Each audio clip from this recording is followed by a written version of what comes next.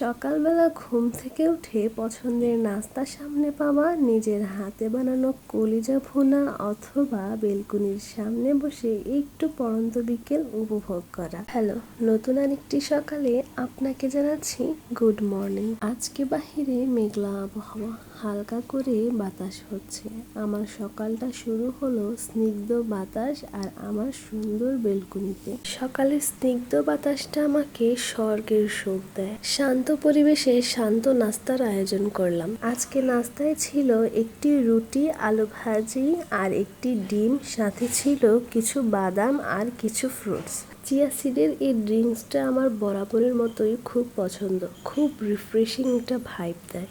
বেশ কয়েকদিন ধরে আমি আমার নাস্তায় কি খাই এবং সকালবেলা আমার কিভাবে কাটে তা আপনাদের সাথে শেয়ার করে যাচ্ছি। আমার নাস্তার ভিডিওগুলো যদি ভালো লেগে থাকে অবশ্যই কিন্তু কমেন্ট করে জানাবেন আমাকে।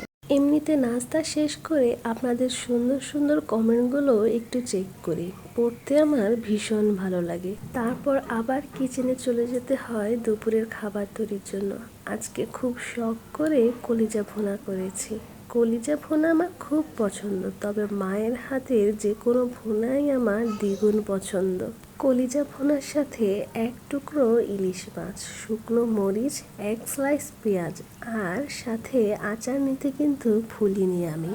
তাহলে আর দেরি কেন, দ্রুত সেরে ফেললাম আমার পছন্দের কলিজা ভুনা। দুপুরের খাবার শেষে একটু রেস্ট নিলাম আমার বিছানায়। এখন কিন্তু বিকেলবেলা, তবুও মনে হচ্ছে সন্ধ্যাবেলা। আসলে এখনের ওয়েদারের সাথে বোঝা বড় মুশকিল।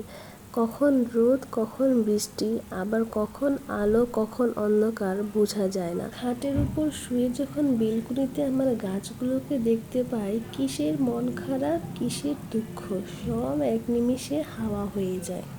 যদিও আজ আর বৃষ্টির দেখা মেলেনি, তবে আমার মনকে হারিয়ে নিয়ে গিয়েছিল।